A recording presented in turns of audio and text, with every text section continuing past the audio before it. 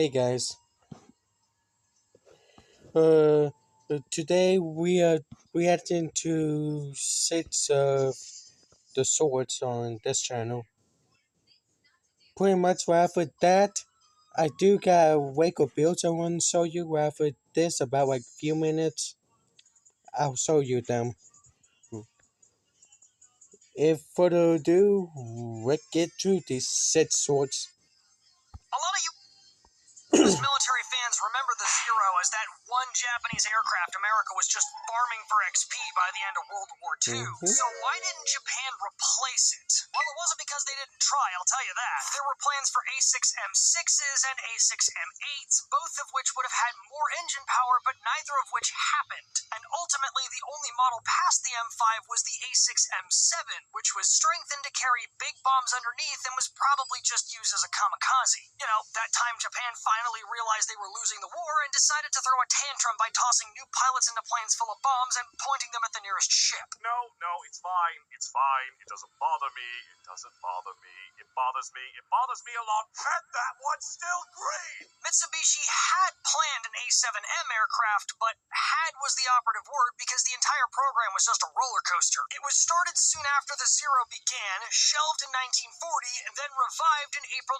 1942. But an underpowered prototype didn't fly until 1944 before being canceled, redesigned, and then accepted. By that point, the U.S. was sending bomber waves to hit the home islands, and one of the things they eventually blew up was Mitsubishi's factories. So only 8 A7M prototypes were made, and of those, only 3 were converted to full fighters before the war ended, leaving the Japanese Navy stuck with their old flying Fireball for the entire war. And that went about as well as a wizard's lifespan in an anti-magic field. But if you want to know more, go check out the video link below to see exactly how it was America dismantled the Zero's legacy. I don't know what happened here, but why waste a perfectly good gun? That is the A10 Warhawk. Every single one of us can remember that plane. Pretty much, pretty much, but they did not build the gun for the plane. They built the plane for the gun, if I remember. Pretty much, I don't know if the U.S. doing this to the Warhawks or not if they retire. The only thing they can do is strip the gun off the plane and use the exact same thing as the other cavalry guns on warships and military base. You know what I'm saying. A10 wants belly rubs, sentry gun. He's maintaining international relations with everybody who comes into his grid square. Don't take me out, coach. I can still fight. When an A10 pilot is trying to do a trick shot, I think somebody's playing a tower defense game. I mean, that's one way to add more. Does we know all six of these I did not watch, so most of them I watched them blind. Bang for your buck. That is too close air support. That's one way to do a 30mm Sea Whiz. When Congress said they would be retiring the A10, we took that personally. They may have cut its spars and made it non-airworthy, but I'll be damned if I let its gun go to waste. A10 is a lock-on what? Everything in that direction. So if a regular A10 does this one go sturb? Radar and comms Dude, what the heck? test facility in New York. There is a whole upside down Air Force. I'm sorry, what? Honestly, an A10 as a Sea Whiz is terrifying. I don't think we're the first to try it. Yeah, can you mount the addition? What was that?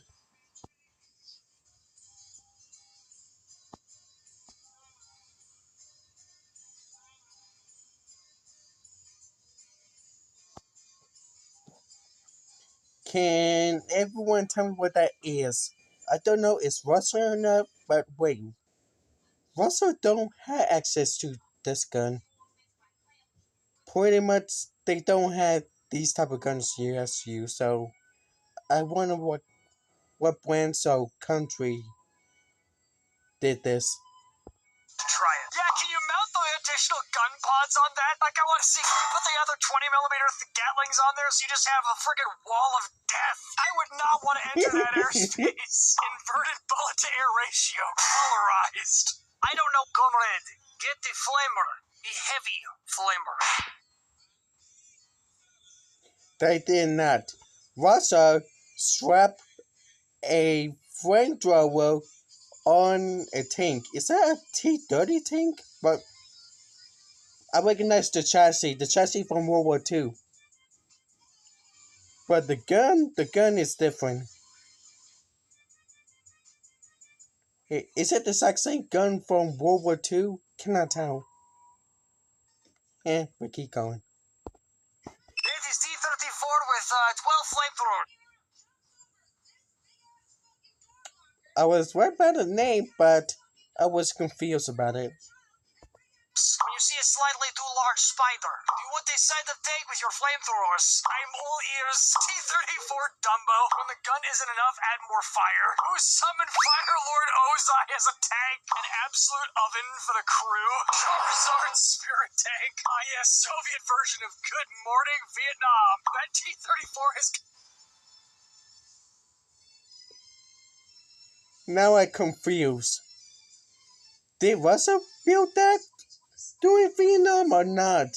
Because whether he said that, now I'm confused.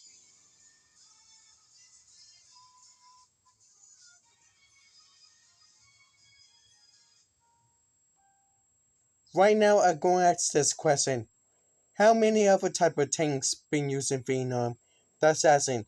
If that tank sent to Vietnam, what other country tanks was made during Vietnam?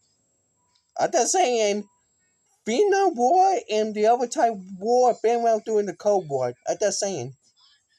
To make an announcement, and it is to whom it may concern, and Cannon, you in particular, flamethrowers, all y'all, Dutch oven, not Soviet oven. They refer to the crew of that particular model of tank as the Expendables. I have a strong urge to get the marshmallows and make s'mores. When the Imperial Japanese Navy made their requirements for the A6M0, they did what they normally did and handed them off to their two big fighter aviation companies, Nakajima and Mitsubishi. But there was a...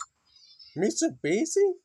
Is that the one who built the Japanese Type 0 point and other weapons we know about? Also the one family tree controlled that company. Where after that World War II, the company got back up, but the family cannot control that factory anymore. Just saying. By the way, that company is still up and running. I don't know if they're making civilian items or military equipment. I'm confused on that. Problem. The requirements were so off the walls, they might as well have been asking for snowfall in hell. Not only did they want a carrier-borne fighter to escort their bombers to target and back, they also wanted something with the climb rate and the gunpowder to take out enemy bombers that came their way. Nakajima, apparently being the more sane of the two companies, took one look at how high maintenance this plane would be and dipped, leaving just Mitsubishi and their lead designer, Horikoshi Jiro, whose first thought was to also recognize the requirements defied common sense. But Horikoshi weren't no quitter, and he knew the only way to make this plane work was for it to be as light as the laws of physics would allow. He's gonna have to min-max the ever-living daylights out of this Dex build, and when it comes to giving the DM a headache, the engineers are your guys. So by April 1st, 1939, the A6M prototype would finally get airborne, and apparently, Horikoshi himself had a wizard build going because he and his team managed to make a plane that was basically magic. So make sure to check out the link video below for more on how Japan's signature fireball became so feared in the first place. See the run actually shot down F-15? I did see that, I did. It's about time! The thing's been on the planet for what, 50 years, and somebody finally put one on the ground from any, actually no, there were like two others that got shot down by friggin' SAMs in Desert Storm, I think, or over Iraq or something like that. But, no, the weird thing about the kill ratio is that it's air-to-air kills. So it's still 107 to 0, which I really wish was me coping, but it isn't. That's the law of the land. It's like, come on, guys. Just give it what for once. This unopposed bullshit is getting really old. The Israelis called the F-15 a flying SAM site. I think it's more accurate to call it a flying tennis court. Gotta piss off the mechanics and the chain of command in one day. Did the people in the U.S. during the old times did that? The more things I learn about history, the more things I got questions about. What the heck? I see dead people. people. When the hell do you unlock this core in Mario Tennis? What in the board, Grunts and Crafts? This ain't even Grunts and Crafts, this is Officers and Crafts. That would be a hell of a fall. Those wings are like 7 to 8 feet up. I know, I've been next to an F-15E. Those things are huge. Can't wait for this modification. No joke, they are huge as heck. Holy Jesus. But, no offense, I know I post not say that, but right now, try not cuss. In War Thunder, loser has to jump in the engine intake. Average teenager activities. New weapon mod for the F-15, a giant tennis racket that reflects weapons. What happens on the F-15 stays on the F-15. This like the battle was on one YouTube channel, but I don't remember. There is the exact same rule on the Bad Bus. What happened on the Bad Bus, stay on the Bad Bus. I remember that. You know what? Those videos, I wonder if they still up and going right now or not, because I know those videos are old. What you don't see is the E4 gambling out of shot. The Israelis called the... Pretty much, that is all the 6 military short videos I did not see.